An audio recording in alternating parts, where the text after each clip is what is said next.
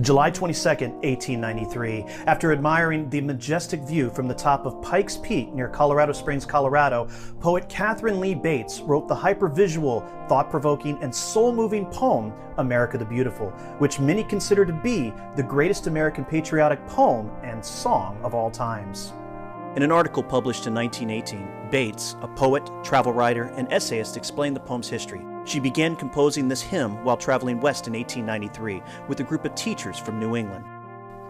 After a long ride to the summit by horse and finally mule-drawn wagon, a brief view of Pikes Peak provided a panoramic spectacle that was the inspiration for Purple Mountain Majesties.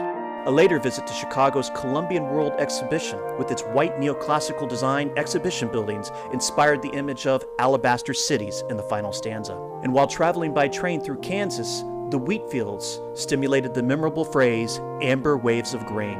Oh beautiful, for spacious skies, for amber waves of grain, for purple mountain majesties above the fruited plain.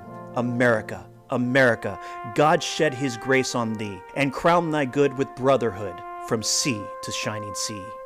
The search for a tune for this poem was not easy. In her 1918 account, Bates notes that more than 60 tunes had been written for her text.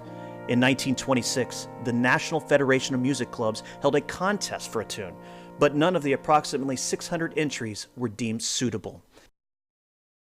Today, America the Beautiful is almost exclusively sung to Samuel A. Ward's Materna.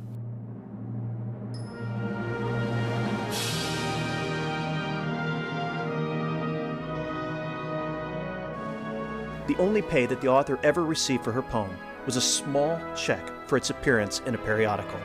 Bates continued to make changes to the poem until it was published in its final form in 1911. And now we know. And knowing is half the battle.